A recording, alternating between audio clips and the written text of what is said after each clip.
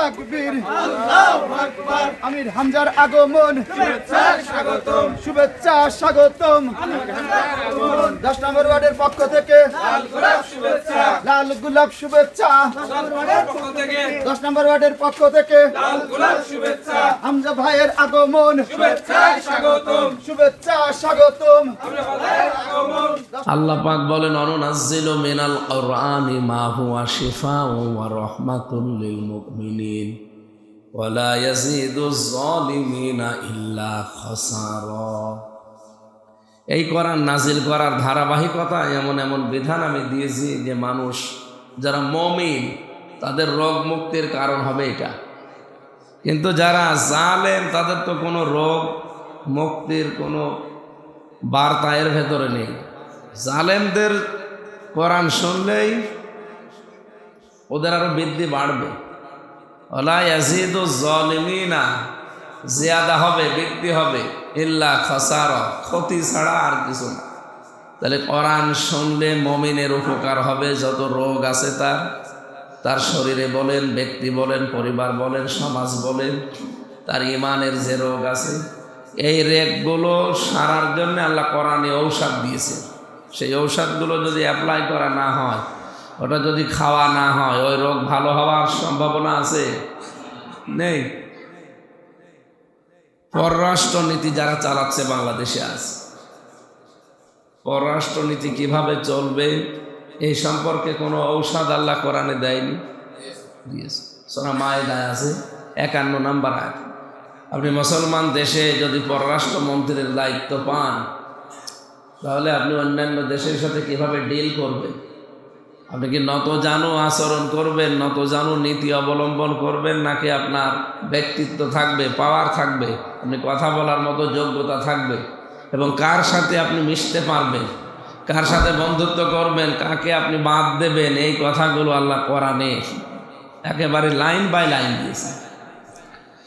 ইয়া আইয়ুহাল্লাযীনা আমানু লা তাত্তাখিযু ইয়াহুদা ওয়ান নাসারা আউলিয়া বা'দুহুম আউলিয়াউ বা'দ।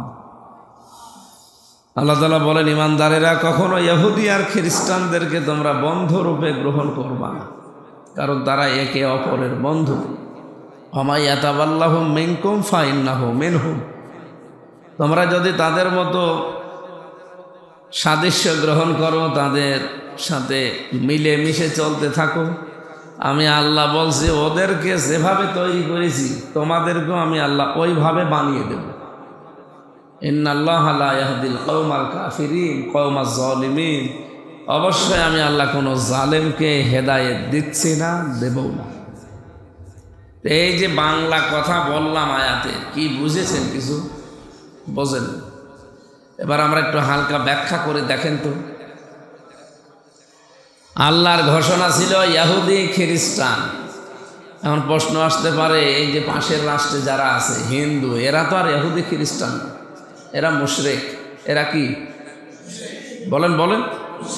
পৃথিবীতে যত জাতি আছে শুধু মুসলমান বাদ দিয়ে প্রকারান্তে সবাই কিন্তু শিরিক করে।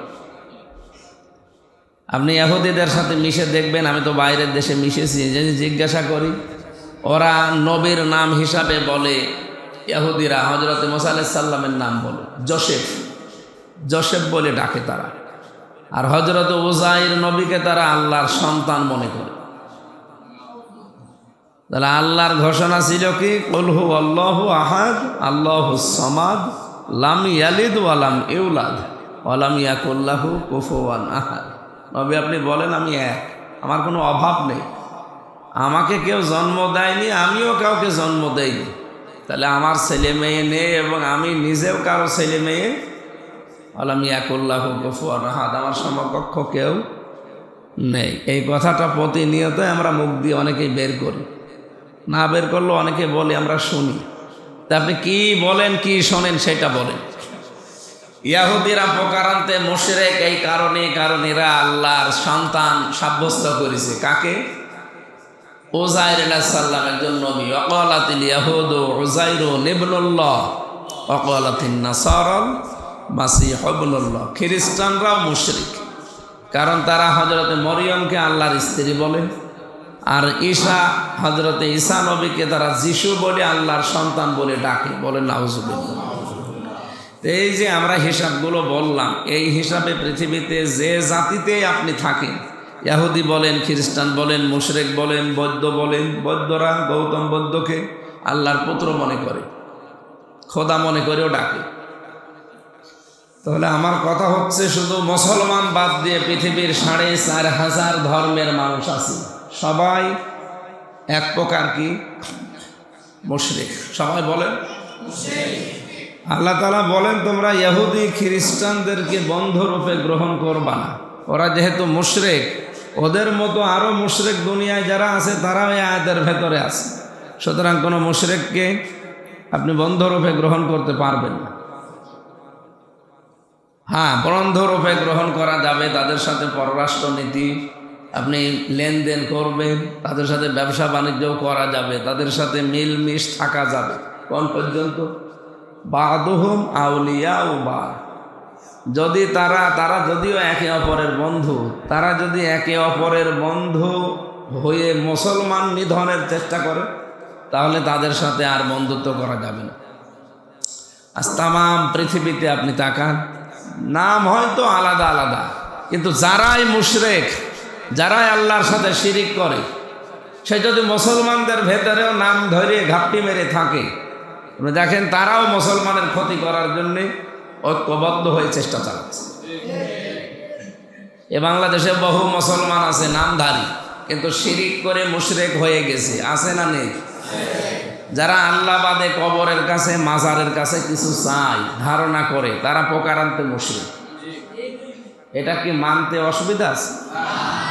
আল্লাহর আইন যারা এই জমিনে কায়েম হোক চায় না, অন্যের আইন এই জমিনে কায়েম হোক যারা চায়, তারাও মুশরিক। এটা একটু কঠিন হয়ে গেল না? আপনাকে শয়তান কোনোদিন এসে বলবে না যে এই যে পাথরের মূর্তি তৈরি করা আছে, তুই এখানে সেজদা দে, জীবনও বলবে না। কারণ শয়তানও জানে যে এর ভেতরে কিছু না থাক, হালকা ইমান তো আছে, এরে এটা বললেও মানবে না। হ্যাঁ, এরে এরকম শিরিক করানো লাগবে, এমন কায়দা এর উপরে চাপিয়ে দেবে যেন বুঝতে না পারে। এই জন্য হয়তো আপনাকে মাজারে নিয়ে যাবে, কবরে নিয়ে যাবে, কোনো বাবার কাছে নিয়ে যাবে, এমন বিশ্বাস ঢুকিয়ে দেবে যে আল্লাহ যেটা পারে এ বাবাও মনে হয় পারে। এরকম বিশ্বাসী মানুষ বাংলাদেশে নেই? আমি ঈশ্বরেশ্বরে গিয়েছিলাম, শরীয়তপুর। আমার মাহফিল নড়িয়া থানা ছিল, শেষ করার পরে আমার বলছে, হুজুর চলেন জাজিরা এবং এই নড়িয়ার মাঝে একটা পীর সাহেব আছে শরীয়তপুরের।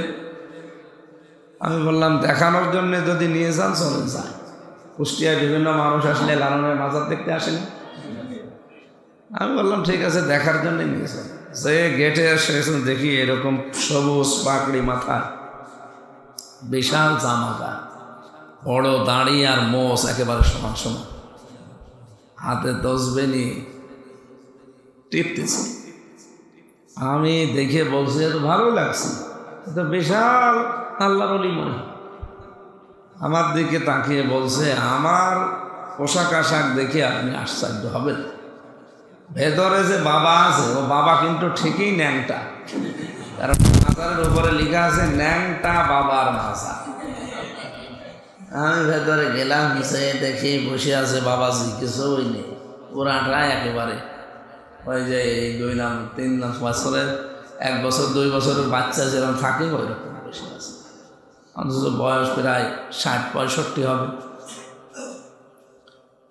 আমি যেই তাকিয়েছি এক নজর, আমার দিকে তাকিয়ে খিটমিট করছে দাঁত, বলছে আমার দিকে তাকিয়ে আপনারা ঘৃণা করছেন, অনেকে দেখছি, ঘৃণা করবেন না। কি বলছে? আমার দিকে তাকিয়ে আপনারা অনেকেই দেখছি নাক ছিটকাচ্ছেন, আমার দিকে তাকিয়ে ঘৃণা করবেন না। আমার ভেতরে মাল আছে, মাল যা আছে সব তো দেখা যাচ্ছে। নতুন মাল দেখা, এ মাল তো সবার আছে, ও মাল সবার নেই, তো ও মাল দেখি আমি করবো কি? আপনি যে বলছেন যে ঘৃণা করবেন না, আমার ভেতরে মাল আছে, আপনি সেই মাল দেখান যে মাল আপনি পেয়েছেন। তা আপনি যেটা দেখে আপনার জন্য বসে আছেন খুলে, ও ছাতা সবার আছে, সবার আছে না এখানে? তো ওইটা দেখার জন্য ওখানে যায়। অথচ আপনি চলেন, এক্ষুনি নিয়ে যাবো আপনাকে আমি শরীয়তপুরে। কোনো আইজির বউ, ডিআইজির বউ, কত মন্ত্রীর বউ, বড় বড় ব্যবসায়ী যারা, ডিসি এসপি এরকম ভালো মানুষের বউরা পাঁচাড়ো গাড়ি নিয়ে, প্যারাডো গাড়ি নিয়েছে, ওই জায়গায় বসে আছে। ওরা মনে করছে যে না, এর ভেতরে অবশ্যই কিছু না কিছু আছে। বলেন, এই যে যারা যাচ্ছে এরা কিন্তু সব হায়ার এডুকেটেড, শিক্ষিত মানুষ, অনার্স মাস্টার্স করা বিশ্ববিদ্যালয় থেকে। শয়তান এদেরকেও, এদের ইমান যদিও হালকা পাতলা যায় আছে, শয়তান কোনো দিন তাদের বলবে না যে এই যে একটা মূর্তি আছে পাথরের, এখানে সেজদা দে, বলবে না। কিন্তু সেজদা দিলে যে শিরিক হয়, এরকম শিরিক কি করলে হয় সেই কাজ তাদের করাবে। ওই যে বাবার কাছে নিয়ে মনে করবে এর ভেতরে জিনিস আছে, এমন হয় অনেক কিছু পারে। অথচ ওরা যে ভণ্ড, এটা বাস্তব প্রমাণের ফরজ তরক হয়ে গেছে। হানাফি মাযহাব অনুযায়ী একটা পুরুষ মানুষের নাভি থেকে হাঁটু পর্যন্ত ঢেকে রাখা লাগবে, এটা ফরজ। এটা কি? আর একটা মহিলা মুখমণ্ডল, হাতের কবজি আর পায়ের পাতা বাদ দিয়ে পুরা শরীর ঢেকে রাখা লাগবে। হ্যাঁ, এটা হচ্ছে রুকসাত। আজিমাত আছে, যদি একেবারে খাস পর্দা করে চলতে চায় তাহলে চোখ দুটো বাদ দিয়ে পুরা শরীর ঢেকে রাখা লাগবে। এটা হয়তো অনেকে পারে না, কিন্তু এই রুকসাতটা, তাহলে আমরা শরীয়তের যে সতর আছে, সতরের নিয়ম কি জানলাম। ফরজ যেটা, একজন মহিলার জন্য সতর হচ্ছে নাভি থেকে শুরু করে না, মুখমণ্ডল, হাতের কবজি আর পায়ের পাতা বাদ দিয়ে পুরাটা ঢেকে রাখা লাগবে। এটা তার ফরজ, নামাজের মতো। বলেন বলেন। হ্যাঁ, সে 14 জন পুরুষের সামনে খোলামেলা থাকতে পারবে, 14 জন তার বাবার সামনে। একেবারে খোলামেলা না, পর্দা করা লাগবে ওই জায়গায়। তার মাথার চুল ঢেকে রাখা লাগবে, বাকি শরীরে কাপড় চোপড় থাকা লাগবে। প্রথম কি বললাম?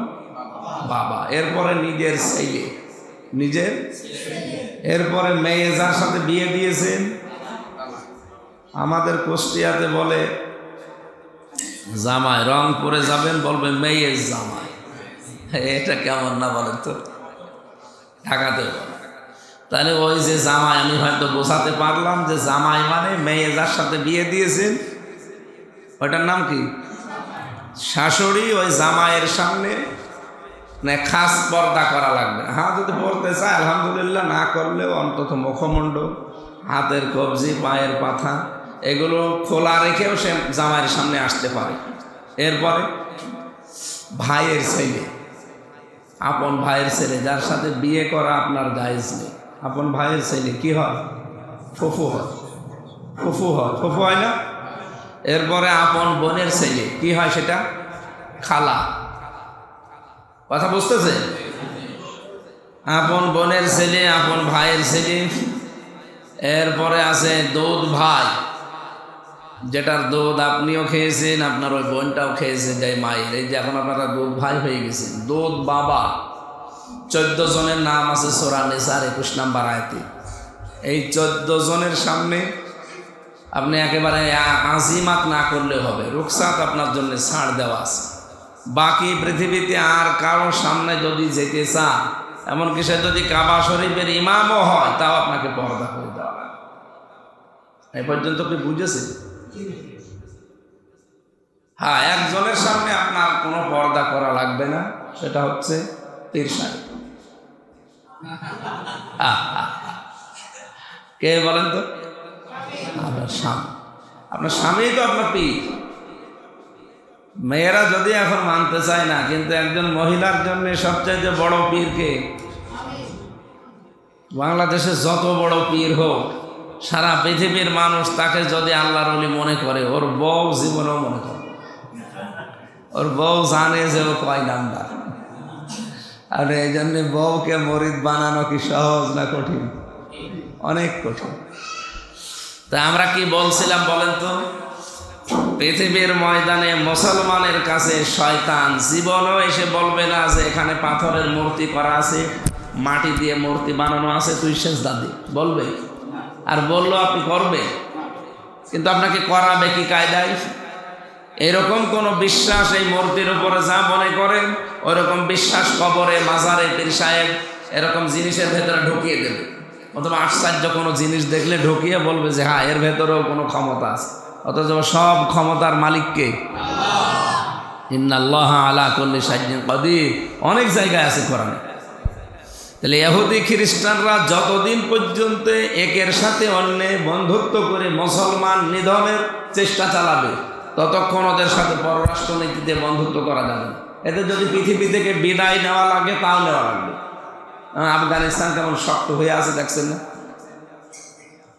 কিছুই ছিঁড়তে পারেনি তাদের। 40 বছর শুধু বম্বিং করেছে রাশিয়া আর আমেরিকা মিলে, কিচ্ছু করতে পারেনি। ক্ষতি তাদের হয়েছে কিন্তু ইমানের ক্ষতি হয়নি, তাদের মজবুতি আরো বেড়ে গেছে। তাদের দেখলে এখন ভারতের মতো এত বড় বিশাল দেশ ভয় পায়, যদিও উল্টাপাল্টা নাম দেয় যে জঙ্গি আলবদর না, কিন্তু তাদের দেখলে আসলেও ভয় পায়। আমেরিকার মতো দেশ ভয় পায়, রাশিয়ার মতো দেশ ভয় পায়, অথচ তাদের অস্ত্রশস্ত্র কি আছে? কিছুই নেই সেরকম, আছে শুধুমাত্র ইমানের শক্তি। কিসের শক্তি? আমাদের বাংলাদেশ নিয়ে যে ষড়যন্ত্র এখন চলছে, আমি আপনাদের আহ্বান জানাতে চাই ভাই, আপনি বুঝতেছেন না কঠিন পরিস্থিতির ভেতরে আমরা আছি। আমাদের দেশি এবং বিদেশি যে চক্রান্তগুলো আরম্ভ হয়েছে, এই অবস্থায় যদি আবার ঐক্যবদ্ধ হয়ে সামনে এগিয়ে যাওয়া না যায়, আপনি টিকতে পারবেন। এই জন্য আমার আহ্বান হচ্ছে, এই দেশে আমরা যারা বৈধ নাগরিক, যারা এই দেশে জন্ম নিয়েছি, সে যে দলের লোক হোক, সে বিএনপির লোক হোক, জামাত ইসলামের লোক হোক, চরমনার লোক হোক, এনসিপি হোক, যাই হোক, অন্তত সবার এখন ওই জুলাইয়ের মতো এক জায়গায় হওয়া দরকার। নয়তো আপনি এই দেশ টিকাতে পারবেন না, জীবনেও পারবেন না। কারণ এই পাশের রাষ্ট্র যারা আছে এরা তো মানুষ নামে জানোয়ার। আপনি কি বোঝেন? এই মানুষগুলো যুদ্ধের সময় খালি নাম দিয়েছে আমাদের বিরুদ্ধে, অথচ ওরা যুদ্ধে 71 সালের ইতিহাসগুলো পড়ে দেখে, এই দেশ থেকে ট্রাক ট্রাক সম্পদ সব নিয়ে চলে গেছে। বদরউদ্দিন ওমর লিখেছে, ইতিহাসবিদ, ও বলছে এই দেশ থেকে এই যে তামা, সোনা, রূপা, দস্তা এগুলো সব পাচার করে নিয়ে গেছে ওই যুদ্ধের সময়। আর এই 54 বছরে আমাদেরকে ফেরত পাঠায়। কি পাঠায়? ডাল। তাও বছরের ডাল না, কি ডাল? ফ্যান্সি ডাল। বাবা পাঠায়, বাবা, ইয়াবা, যত রকমের মাদক দ্রব্য এগুলো সব পাঠাচ্ছে, আর নিয়ে গেছে আসল মাল চলে গেছে। তোরা এখনো কি বসে আছে মনে করছেন আপনি? হাসিনা বলেছিল না যে ভারতকে আমরা যা দিয়েছি জীবনেও ভুলবে না? কি দিয়েছে আর কি দেওয়ার কথা ছিল আপনি চিন্তা করেন। যে মংলা বন্দরে যা বানিয়েছে, রেল লাইন, এই যে একেবারে কলকাতা থেকে শুরু করে আমাদের ঢাকা পর্যন্ত যে নিয়ম নীতিগুলো চালু করছিল সামনে, আমার মনে হয় যদি এভাবে চলতে থাকতো, এখন যেমন ভারতে আল্লাহ বলার সঙ্গে সঙ্গে অনেকের জহব্বা কেটে দিচ্ছে, পিটিয়ে মেরে ফেলছে। আপনি যান গুজরাটে, যদি বলেন যে আমি বাংলাদেশে বাড়ি, আপনাকে পিটিয়ে মেরে ফেলবে। এই 2 দিন আগে মারে না, দোষ দিয়েছে কি যে বাংলাদেশে ময়মনসিংহ নামে একটা জেলা আছে না, এই জেলায় নাকি এক হিন্দুকে কারা পুড়িয়ে ফেলেছে। এই অপরাধে এখন ভারতে তারা মুসলমানদের ওপর অত্যাচার চালাচ্ছে। আমার প্রশ্ন, বাংলাদেশে একটা হিন্দুকে পুড়িয়ে ফেলেছে, সে যারাই হোক, কাজটা ঠিক হয়? কারণ কোনো সৃষ্টি জীবকে পোড়ানো জায়েজ নেই, শুধু জাহান্নামের আগুন বাদ দিয়ে। এটা হাদিস। জাহান্নামের আগুন বাদ দিয়ে আগুন ও পোড়ানো শাস্তি কোনো সৃষ্টি জীবকে আপনি দুনিয়ায় দিতে পারবেন না। বিশেষ করে আশরাফুল মাখলুকাত যারা বলেন, এই আশরাফুল মাখলুকাতের জন্য হারাম দুনিয়ার কোনো আগুনে তাকে পোড়ানো, অথচ তারা তাদের ধর্মীয় নাম দিয়ে আগুনে পুড়িয়ে ফেলে। এটা কোথায় পেয়েছেন আপনি? ওদের হিন্দু ধর্মের গীতা, রামায়ণ, ওই যে যত রকমের পুরাতন কিতাব ওদের আছে, একটা কিতাবের কোনো পৃষ্ঠা এটা লেখা নেই। আমি মালয়েশিয়াতে জাকের নায়েক সাহেবের সাথে বহুক্ষণ ছিলাম, উনি একটা ডিবেটে বলছিলেন যে কোথায় পেয়েছে ওরা দেখা, ওদের সব ধর্মীয় গ্রন্থ আমার আয়ত্ত আছে, সব আমি পড়েছি। ওরা দেখাতে পারলে আমি আজকে ওদের ধর্মে যাব, যে মানুষ মরে গেলে পোড়ানো লাগবে। কোথায় পেয়েছে ওরা? ওদের ধর্মে এটা নেই, ওরা মানিয়েছে। তাহলে এই কাজ যে ময়মনসিংহে যারা ঘটিয়েছে, আমি তো বলছি ধর্মে যেহেতু ওদেরই ধর্মে নেই, তো মুসলমানদের ধর্মে থাকে কি করি? মুসলমানদের ধর্মে আছে, মানুষ মরে গেছে, সে তো সম্মান আছে, তাকে আপনি কবরস্থ করে তার সম্মানটা ঠিক রাখবেন, কারণ এটার দ্বারা পরিবেশের ভারসাম্য রক্ষা হবে এবং তার সম্মানটাও অন্তত ঠিক রাখবে, রক্ষা হবে। কারণ আপনি যদি পুড়িয়ে ফেলেন, এই যে ধোঁয়াটা, এটার দ্বারা মানুষের যে শ্বাসকষ্ট শুরু হবে, আগামী পরবর্তী প্রজন্ম ক্ষতির সম্মুখীন হবে, এগুলো ঠিক না। বিজ্ঞানও মানে না এটা, কিন্তু ওই শয়তানরা তো মেনে নিয়েছে। আর আমরা মাটির নিচে দেওয়ার সঙ্গে সঙ্গে আল্লাহ এগুলো মাটি দিয়ে খাওয়ানোর পরে মাটি থেকে সার তৈরি হয়। এর ভেতরে আরও অনেকগুলো কারণ আছে। তা আমি এখানে একজন মানুষ মেরে ফেললো, এই দোহাই দিয়ে আপনি ভারতে মুসলমান জবাই করবেন, জহব্বা কেটে দেবেন, পিটিয়ে মেরে ফেলবেন, বলেন এই ময়মনসিংহে বাংলাদেশে এখানে কোনো হিন্দুকে মারার জন্য কি ভারতের মুসলমানরা দায়ী? তারা কি আমাদের বলি দিয়েছে? তো এই যে একজনের দায় আরেকজনের উপর আপনি দিয়ে যে অত্যাচার চালাচ্ছে, এই সহিংসতা বন্ধ করা দরকার না? তাম পৃথিবীর খ্রিস্টানরা পর্যন্ত, খ্রিস্টানদেরও গির্জা ভেঙে দিয়েছে ভারতে। আমার তো মনে হয় খ্রিস্টানদেরও অন্তত এখন একটু হুঙ্কার দেওয়া দরকার, সোচ্চার হওয়া দরকার। ট্রাম্প একজন খ্রিস্টান, সে তো অন্তত তার ধর্মীয় জায়গা থেকে একটা প্রতিবাদ জানানো দরকার যে ভারতে খ্রিস্টানদের গির্জাও ভেঙে দিল। আমরা নয় দুর্বল কিছু বলতে পারছি না, সে তো পৃথিবীর মোড়ল, এখন তার এটা বলা উচিত কিনা বলেন তো? আপনারা জোরে বলবেন, কেন রেকর্ড হচ্ছে, যে কোনোভাবে পৃথিবীর মোড়লদের কানে যাবে এটা। কারণ আমি তো বাইরে যাই, আমি দেখি এগুলো সব রূপান্তর করে তারা শোনে। তাহলে বাংলাদেশের এখানে 5 জন হোক, অসুবিধা নেই, আওয়াজ যদি জোরে আসে, আল্লাহ যেন ওদের কানের ভেতরে এটা পৌঁছিয়ে দেয় যে বাংলাদেশ অন্তত এই সহিংসতার বিরুদ্ধে। আমাদেরকে এতদিন ওরা জঙ্গি জঙ্গি বলে চালিয়েছে, অথবা পৃথিবীর সবচেয়ে বড় জঙ্গি এখন এই উগ্রপন্থী হিন্দুরা। সব হিন্দু খারাপ না, সব হিন্দু কিন্তু ওর পক্ষেও না। অনেক হিন্দুকে গালি দিচ্ছে, যখন মানুষ না জানোয়ারও, ওরে কষাই বলে ডাকে মানুষ। সম্মানিত ভাইরা, আমার কাছে একজন হিন্দু যায় আমার বাড়িতে, 6 রাস্তার মোড়ে আমার বাড়ি, মাঝে মাঝে এক হিন্দু যায় বড় বাজার থেকে, ও পর্যন্ত গালিগালাজ করছে, বলছে না হিন্দু ধর্ম মোদি কিছুই মানে না, খালি নিজের মন মতো চালায়। আমিও মুসলমান হয়ে যেতাম, কিন্তু আমার মা রাগ করবে বলে হই না, আমার মা মরে গেলে আমি মুসলমান হয়ে যাব। ও ধান্দায় আছে, দেখা যাক হয় কি। ওরা একদিন গোপনে বলছে, দাদা গরুর গোশত খা। খা, আপনি কি ওই আগা কেটেছে? হ্যাঁ কেটেছে।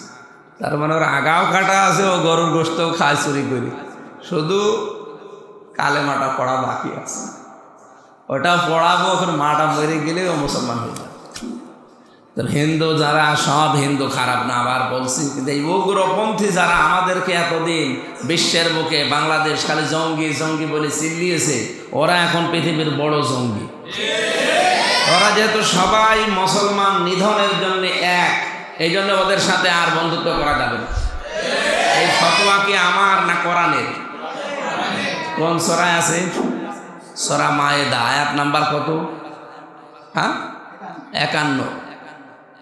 এটা 6 নাম্বার পারা, 16 নাম্বার পৃষ্ঠার 1ম নাম্বার লাইনে আছে। বাড়িতে যেয়ে বাংলাটা মিলিয়ে দেখেন তো, আজ পররাষ্ট্রনীতি কী করে চালাতে হবে আল্লাহ এই আয়াতে দিয়েছে। আমরা যদি এভাবে চালাতে পারতাম, ভারত না, ভারতের বাপ পর্যন্ত আমাদেরকে ভয় পেত। আমাদের তো পররাষ্ট্রনীতি নত জানু স্বীকার করে, শুধু নত জানু নীতি অবলম্বন করলে হবে না। আগামীতে ইসলাম এদেশে যদি আল্লাহ এনে দেয়, দয়া করে আমরা পররাষ্ট্রনীতি কোরআন দিয়ে চালাবো ইনশাআল্লাহ। ভারতের চাইতে পাকিস্তান কমপক্ষে 10 ডবল ছোট, 10 গুণ ছোট হচ্ছে পাকিস্তান ভারতের চাইতে, আর আমরা তো আরো ছোট, আমাদের চাইতে 29 ডবল বড়, আর পাকিস্তান আমাদের চাইতে 3 ডবল বড়। তাহলে সেই হিসাবে ভারত পাকিস্তানের চাইতে 10 গুণ বড় হবে, কিন্তু ভারত পাকিস্তানকে দেখলে জমের মতো ভয় পায়। আমি তো এই সমস্ত দেশে সফর করে দেখেছি, আমাদের দিকেও ভয় পায়। যদি বলেন যে তোর কিন্তু মেরে ফেলবো, বলবে দাদা আপনি আমার বাপ, এখন নয় আমার আরম্ভ করিস। এই জন্য এই শক্তিগুলো অর্জনে ইমানের সাথে সাথে প্রস্তুতিও নেওয়া লাগবে। এই জন্য আগামী থেকে পাকিস্তান যদি সঙ্গে থাকে, সাপোর্ট দেয়, শুধু সাপোর্ট দেয়, যদি বলে ওর দিকে চোখ তুলে তাকালে কিন্তু মিসাইল আছে, ও দাদারা জীবনেও আর চোখ তুলে তাকাবে না। কারণ আমি ওদের বহু যে প্রদেশে ঘুরেছি, ওদের ভেতরে যে মরণের ভয়, আর কোরআনেও দিয়েছেন আল্লাহ, ওয়ালা তাজিদান্নাহুম আহরাসান নাসি আলা হায়াতি ওয়া মিনাল্লাযিনা আশরাকু ইয়াওয়াদ্দু আহাদুহুম লাউ ইউআম্মারু আলফা সানা।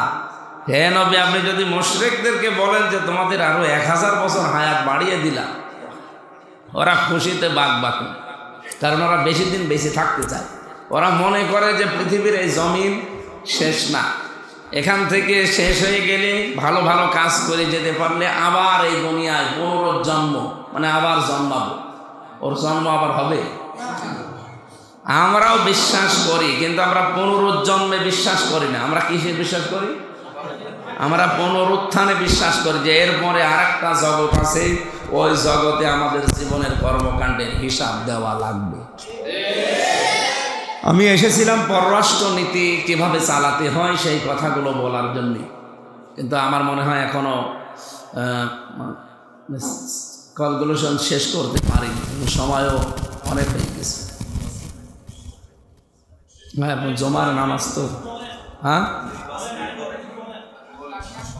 বললে তো সারাদিনই বলতে পারবো না আমি, আমার তো অসুবিধা নেই, কিন্তু নামাজ তো সীমায় মতো হওয়া দরকার না।